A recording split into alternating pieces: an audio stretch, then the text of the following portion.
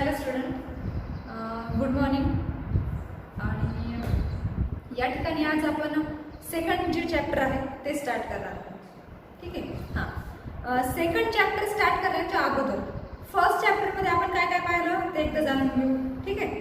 हां, फर्स्ट चॅप्टरमध्ये पाहिलं आपण बिझनेस ट्रान्झॅक्शन म्हणजे काय, त्याच्यानंतर काही बेसिक अकाउंटिंग टर्म्स पाहिले या ठिकाणी. थोडीशी बेसिक लँग्वेज आहे अकाउंटची ती या ठिकाणी समजून घेण्याचा प्रयत्न केला आहे. त्यानंतर बुककीपिंग म्हणजे काय, अकाउंटन्सी म्हणजे काय, दोघांचा डिफरन्स काय आहे तो या ठिकाणी बघितला आपण.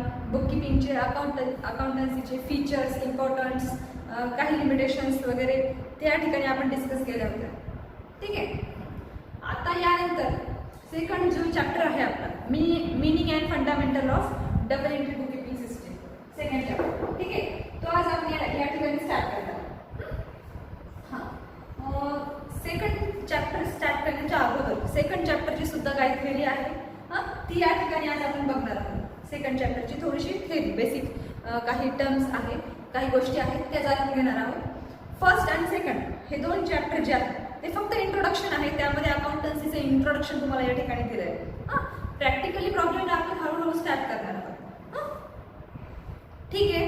तर या ठिकाणी meaning and fundamental of double entry bookkeeping system हा चॅप्टर आपण स्टार्ट करतो. की आता डबल एंट्री बुककीपिंग सिस्टीम म्हणजे काय, त्याचं मीनिंग काय आहे ते या ठिकाणी बघू आपण. सगळ्यात आधी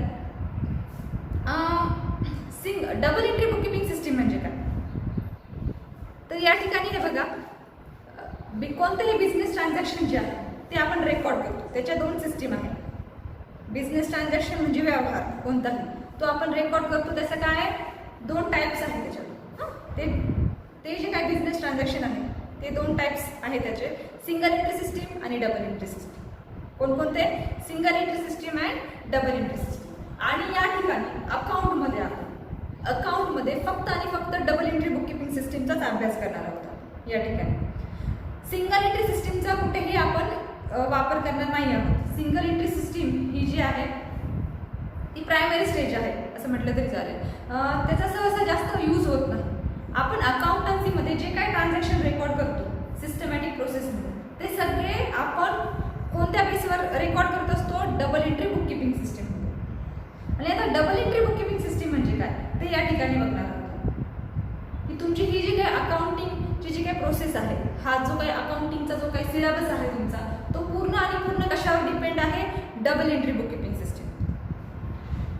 तर डबल एंट्री बुककीपिंग सिस्टीम म्हणजे काय आणि सिंगल एंट्री बुककीपिंग सिस्टीम म्हणजे काय ते या ठिकाणी बघणार आहोत आपण. तर सगळ्यात आधी डबल एंट्री बुककीपिंग सिस्टीम म्हणजे काय ते या ठिकाणी बघू आपण. नंतर मी तुम्हाला सांगेन सिंगल एंट्री सिस्टीम काय आहे. तर सगळ्यात आधी आपण इंट्रोडक्शन करून घेऊ सगळ्यात आधी की डबल एंट्री बुककीपिंग सिस्टीम म्हणजे काय नेमकं. तर या ठिकाणी स्क्रीनवर तुम्हाला थोडीशी थेरी आणि बेसिक काही इन्फॉर्मेशन जे दिली आहे स्क्रीनवर दिसली सगळ्यांना. तर तुम्ही काय करायचं, सगळ्यात आधी व्हिडिओ पॉज करून व्यवस्थितपणे नोटबुकमध्ये ती लिहून घ्यायची. ठीक आहे. आता याच्यानंतर तुम्हाला ती दिसणार नाही. तुमच्या नोटबुकमध्ये ती तुम्ही लिहून घेतलेली असेल तर ती तुम्हाला नक्कीच दिसेल. आता मी रीड करते, लक्ष द्यायचं व्यवस्थितपणे. Meaning and definition of double entry bookkeeping system, त्याचं मिनिंग बघणार आहोत आपण.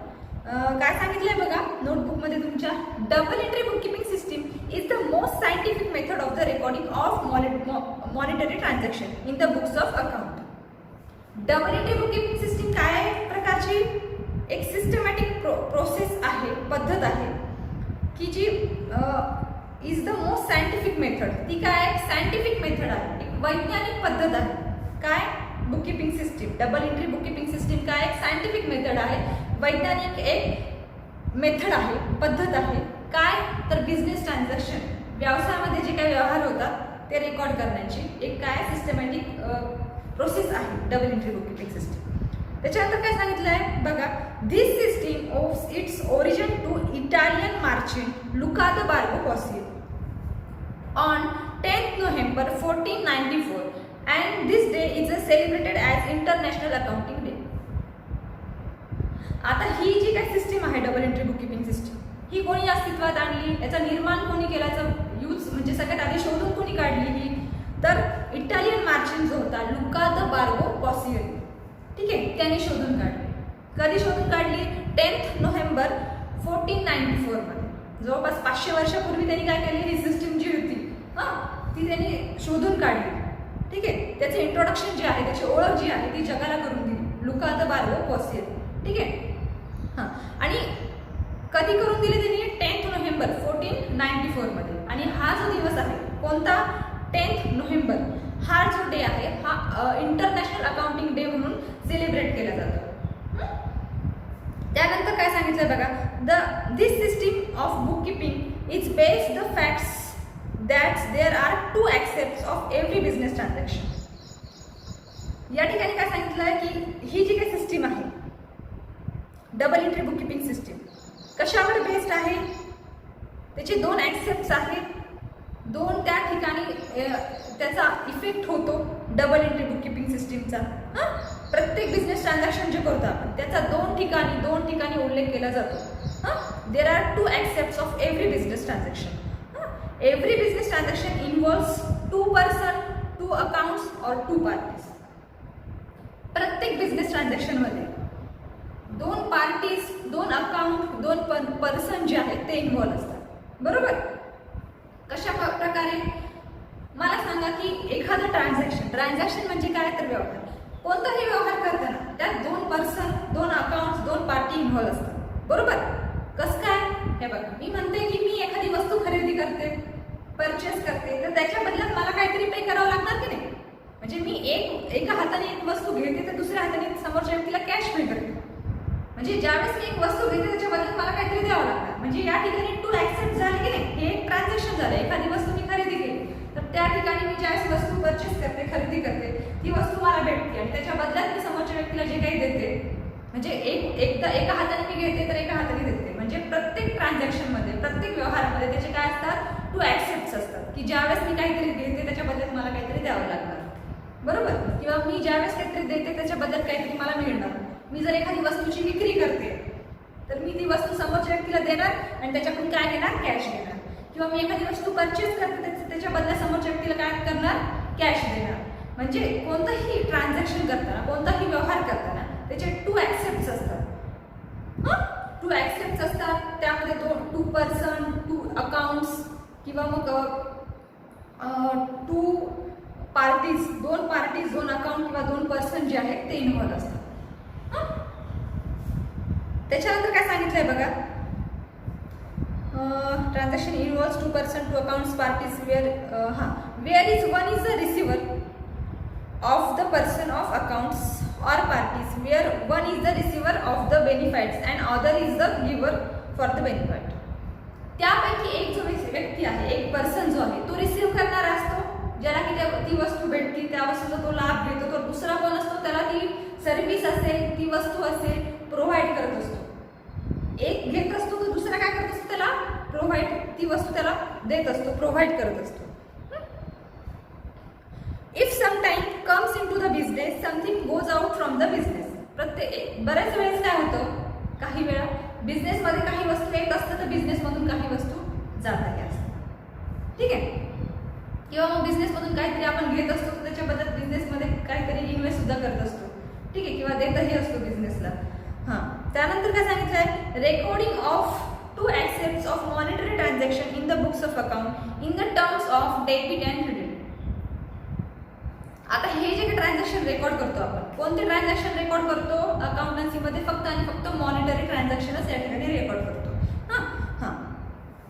मॉनिटरी ट्रान्झॅक्शन म्हणजे काय ते आपण पाहिलं की कॅश किंवा कॅश रिलेटेड जे काही ट्रान्झॅक्शन आहे, रोख स्वरूपात किंवा मग उधारीच्या स्वरूपात जे काही व्यवहार करतो आपण, बट त्यामध्ये कॅश जी रक्कम आहे, पैसा आहे, जर ते ट्रान्झॅक्शन तरच ते होणार मॉनिटरी ट्रान्झॅक्शन. की ज्या ट्रान्झॅक्शनमध्ये कॅश इन्व्हॉल्व आहे, हालाकी ते मग क्रेडिट असलं तरी चालेल, एखादं उधारीचं खातं जरी असलं तरी चालेल, पण त्या ठिकाणी जर मला कॅश रिसिव्ह होते तर तेच असणार मॉनिटरी ट्रान्झॅक्शन. तर ज्यावेळेस आपण डबल एंट्री बुककीपिंग सिस्टीममध्ये काम करतो तर डबल एंट्री बुककीपिंग सिस्टीममध्ये फक्त मॉनिटरी ट्रान्झॅक्शनच रेकॉर्ड होणार. ठीक आहे. तर ते हे जे काही मॉनिटरी ट्रान्झॅक्शन रेकॉर्ड होतं ते 2 टर्म्समध्ये रेकॉर्ड केलं जातं. फर्स्ट काय सांगितलं आहे? डेबिट, जे की आपण दाखवतो DR. कशाने दाखवतो? डेबिट. डेबिट कशाने दाखवतो आपण? DR डॉटने दाखवतो.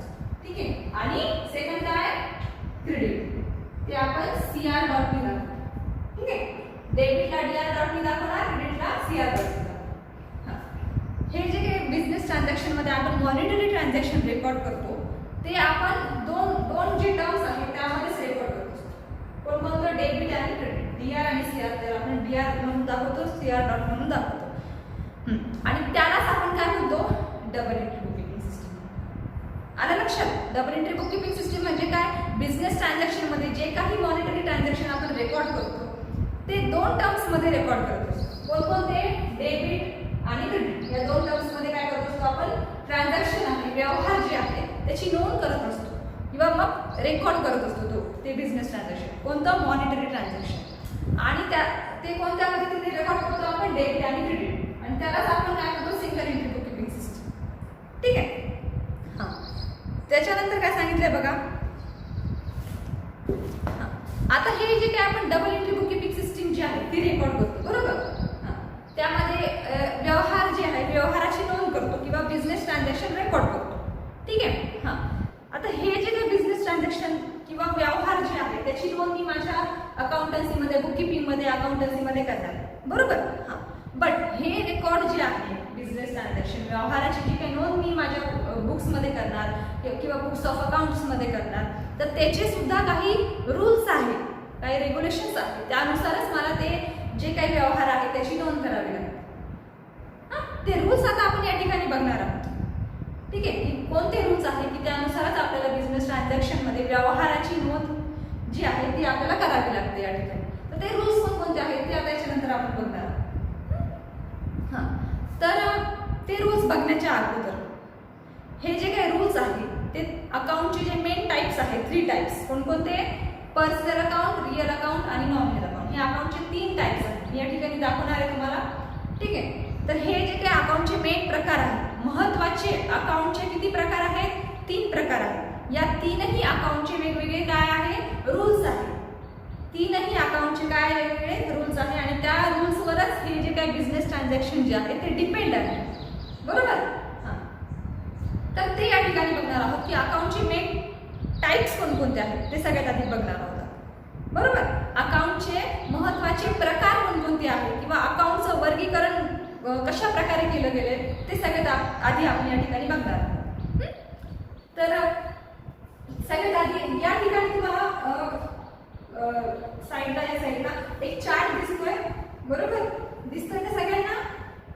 हां, तो सगळ्यात आधी तुम्ही व्यवस्थितपणे व्हिडिओ पॉज करून तुमच्या नोटबुक मध्ये तो चार्ट अगदी व्यवस्थितपणे लिहून घ्यायचा आहे, व्हिडिओ पॉज करून. हां, आता या ठिकाणी तुम्हाला तो चार्ट जो आहे तो दिसणार नाही. ठीक आहे.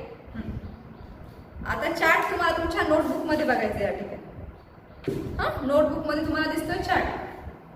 हां, चार्ट मध्ये काय सांगितलं? त्या चार्ट मध्ये क्लासिफिकेशन ऑफ अकाउंट. क्लासिफिकेशन म्हणजे वर्गीकरण. अकाउंटचं सुद्धा वर्गीकरण केले गेलेलं आहे. त्यानुसारच आपण सिंगल एंट्री सिस्टीम मध्ये जे काही ट्रान्झॅक्शन रेकॉर्ड करतो तो ह्या टाइप्स नुसार, त्याच्या रूल्स नुसारच रेकॉर्ड करतो. पण सगळ्यात आधी टाइप्स कोणकोणते आहेत की त्या टाइप्स मध्ये जे काही रूल्स आहेत त्याच्यानुसारच आपण बिझनेस ट्रान्झॅक्शन रेकॉर्ड करतोय. तर या ठिकाणी क्लासिफिकेशन ऑफ अकाउंट कोणकोणते की वर्गीकरण कशा पद्धतीने केलं गेलंय अकाउंटचं ते बघणार आहोत आपण.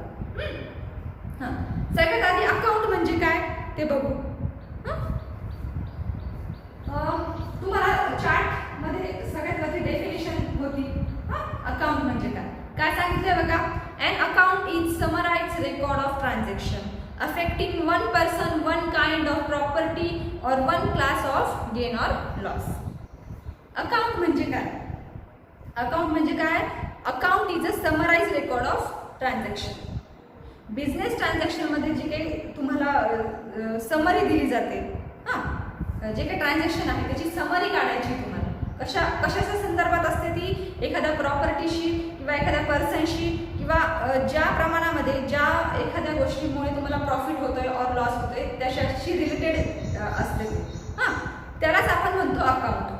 की एखाद्या व्यक्ती संदर्भात, एखाद्या अकाउंट संदर्भात किंवा जे काही खर्च किंवा एक्सपेन्सेस किंवा इन्कम्स होतात त्याच्या संबंधीची डिटेल्स जी माहिती आहे त्याची समरी काढतो आपण, त्यालाच आपण म्हणतो अकाउंट. त्याची नोंद कशात करतो? अकाउंटमध्ये. ठीक आहे. तर अकाउंटचे क्लासिफिकेशन या ठिकाणी दिलंय.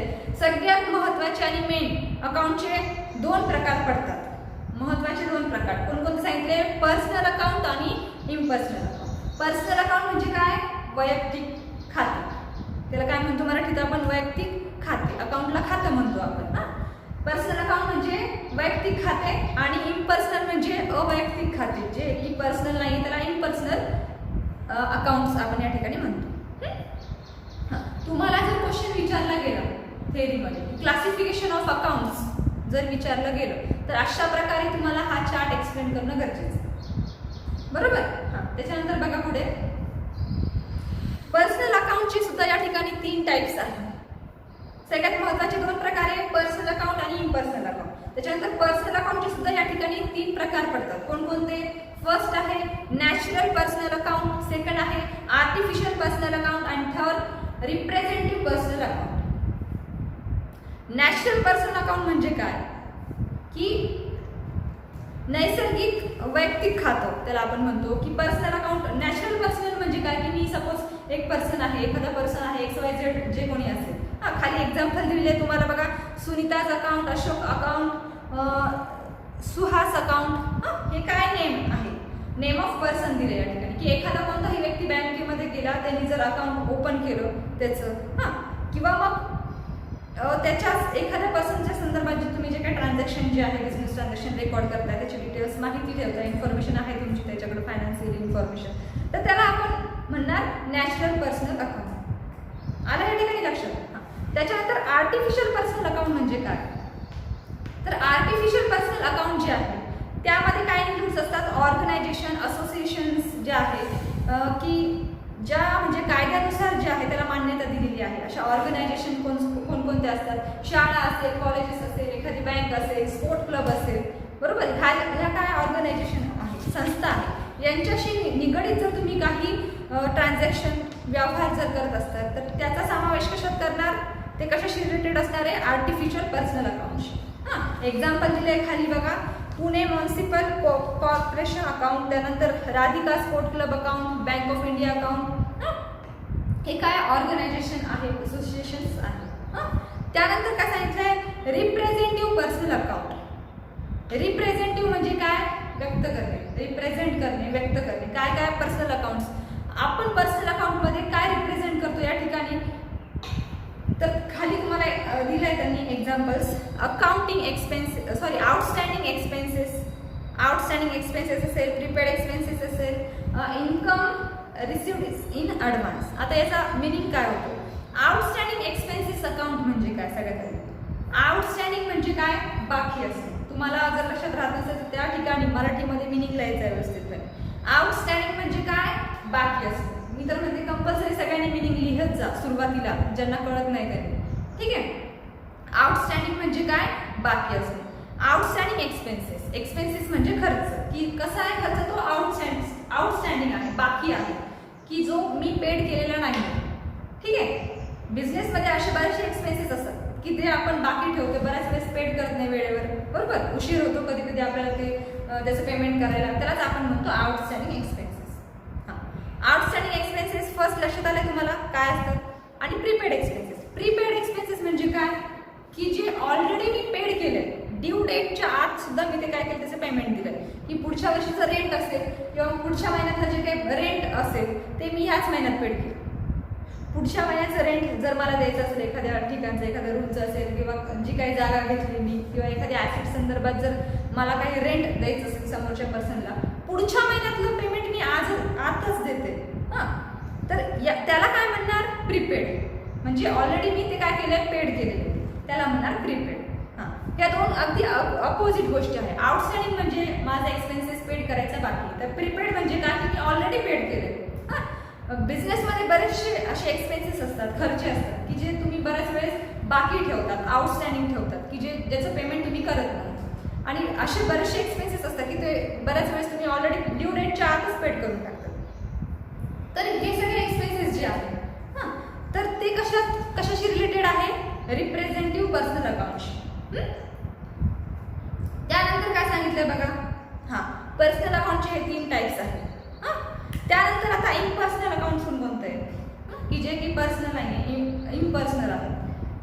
तर या ठिकाणी इम्पर्सनल अकाउंटचे दोन मेन टाइप्स आहेत, real account and nominal account. आता रिअल अकाउंट म्हणजे काय की जे अकाउंट एखाद्या ॲसेटशी रिलेटेड आहे, एखाद्या संपत्तीशी रिलेटेड आहे, त्याच्या संदर्भात जर तुम्ही ट्रान्झॅक्शन करताय.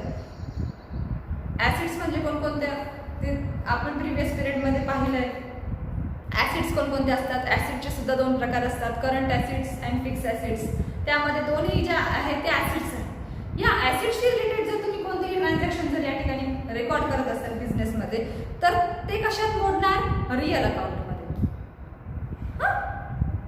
हां, तर या ठिकाणी रिअल अकाउंटचे सुद्धा दोन टाइप्स पाडलेले त्यांनी. काय काय बघा, tangible real account and intangible real account. Tangible real account म्हणजे काय, टँजिबल म्हणजे स्थिर आणि इनटँजिबल म्हणजे अस्थिर. आता टँजिबल रिअल अकाउंट मध्ये काय काय आहे ते बघू आपण सगळ्यात आधी. काय दिलंय बघा, टँजिबल रिअल अकाउंट मध्ये कम्प्युटर, कॅश, मशिनरी हे काय तुमची ॲसेट्स आहे. आणि इकडं इनटँजिबल रिअल अकाउंट मध्ये काय दिले, गुडविल, पेटेंट्स, कॉपीराइट्स हे काय आहे, इनटँजिबल आहे. म्हणजे आता टँजिबल म्हणजे काय की अशी ॲसेट्स, अशी संपत्ती किंवा रिअल अकाउंटमध्ये तुम्ही म्हणजे सांगितलं की तुम्हाला ॲसेट्सशी रिलेटेड आहे. तर हे जे काय आहे कम्प्युटर, कॅश, मशिनरी ह्या काय सर्व ॲसेट्स आहे. यांना आपण बघू शकतो, हाताने स्पर्श करू शकतो, बरोबर. म्हणून ह्या काय स्थिर आहे, त्यालाच आपण म्हणणार टँजिबल. टँजिबल रिअल ॲसेट्स म्हणा किंवा टँजिबल रिअल अकाउंट म्हटलं तरी चालेल. त्याच्यानंतर इनटँजिबल रिअल अकाउंट म्हणजे काय की अशा ॲसेट्स ज्या काय अस्थिर आहे, म्हणजे ज्या आपण त्याला डोळ्याने बघू शकत नाही, हाताने स्पर्श करू शकत नाही, अशा कोणकोणत्या ॲसेट्स आहेत.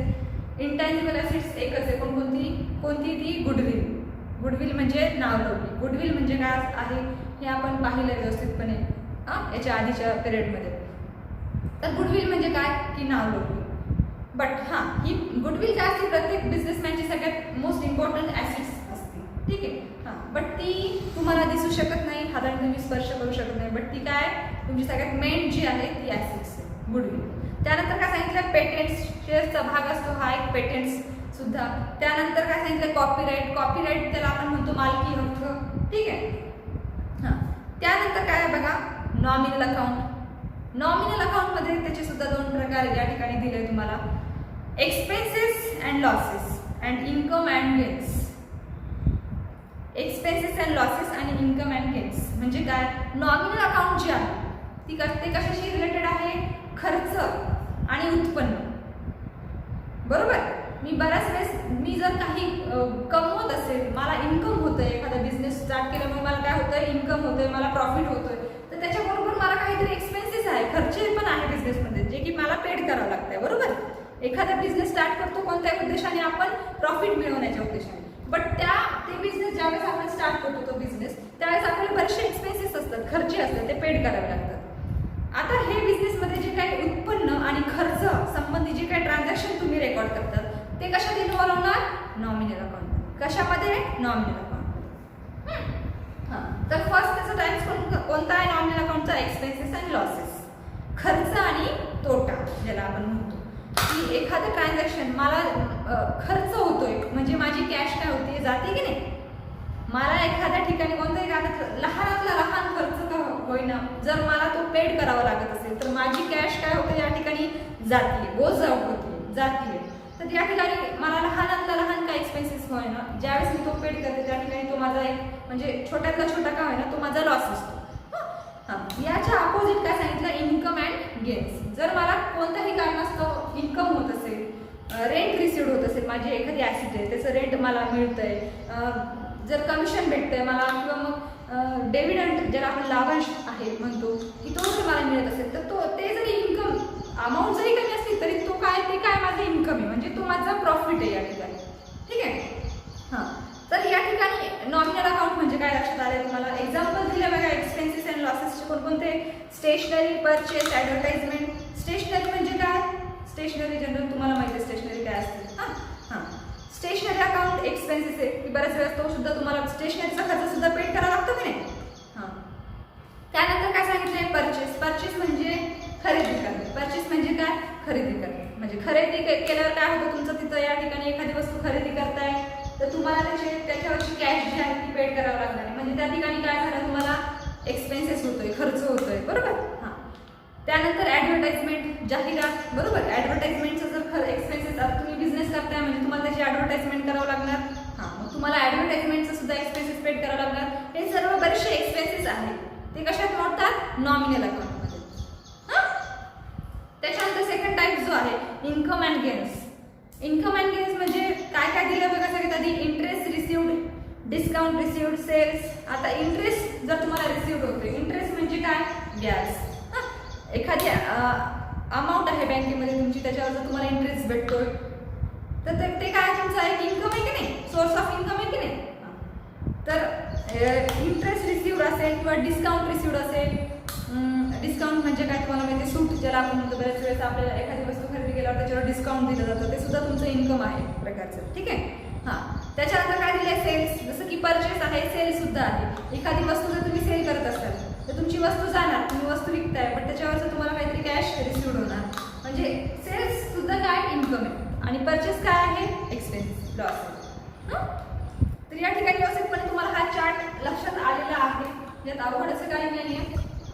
हां, जर आता लक्षात ठेवा एक महत्त्वाची गोष्ट, की जर क्वेश्चन आला एक्झाममध्ये की क्लासिफिकेशन ऑफ अकाउंट असा जर क्वेश्चन आला तर हा जो चार्ट आहे तो तुम्हाला एक्सप्लेन करतो. बट या ठिकाणी जर तुम्हाला क्वेश्चन विचारला गेला की टाइप्स ऑफ अकाउंट, काय टाइप्स ऑफ अकाउंट असा जर क्वेश्चन आला तर अकाउंटचे मेन 3 टाइप्स आहेत. कोणकोणते आहेत बघा, personal account, real account and nominal account, बरोबर. मी या ठिकाणी त्या पर्सनल, रिअल आणि नॉमिनल अकाउंट जे तुम्हाला दाखवलेले आहे नोट्समध्ये, इथं मगाशी दाखवलं होतं साईडला, त्याला मी असं राऊंड केलंय, तुम्ही बघू शकता. हां, राऊंड केलंय बघा. हां, तर ते काय आहे, अकाउंटचे मेन 3 टाइप्स आहेत. कोणकोणते, पर्सनल, रिअल अँड नॉमिनल. तसं तर क्लासिफिकेशन ऑफ अकाउंट्समध्ये त्यांनी महत्त्वाचे 2 प्रकार सांगितले, कोणते, personal account and impersonal account. But या ठिकाणी टाइप्स ऑफ अकाउंट जर विचारलं की अकाउंटचे टाइप्स कोणकोणते, प्रकार कोणते. हां, टाइप्स ऑफ अकाउंट विचारलं की हे 3 अकाउंट दाखवायचे तुम्हाला, पर्सनल, रिअल अँड नॉमिनल, ज्याला की मी राऊंड करून दिले. बट तुम्हाला जर क्वेश्चनमध्ये क्लासिफिकेशन ऑफ अकाउंट विचारलं, क्लासिफिकेशन, तर हा पूर्ण चार्ट तुम्हाला एक्सप्लेन करणं इम्पॉर्टंट आहे, गरजेचं आहे. आणि हा चार्ट खूप महत्त्वाचा आहे बघा या ठिकाणी. हां, याचा व्यवस्थितपणे अभ्यास करायचा तुम्हाला.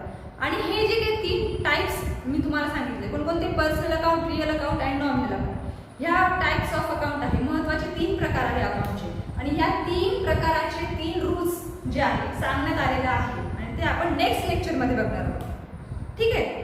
हे जे 3 टाइप्स आहे अकाउंटचे, त्याचे सुद्धा 3 प्रकारचे रूल्स आहेत, ते आपण नेक्स्ट जे लेक्चर आहे त्याच्यात डिस्कस करणार आहोत, ठीक आहे. तर हा चार्ट जो आहे तो व्यवस्थितपणे तुम्हाला रीड करायचा आहे, हां, समजून घ्यायचं आहे. या ठिकाणी काही थेरी आहेत जी आपण सेकंड चॅप्टरमध्ये सुरुवातीला बघणार आहोत, त्याच्यानंतर तुमच्यावर प्रॅक्टिकली प्रॉब्लेम्स स्टार्ट होणार आहे अकाउंटचे.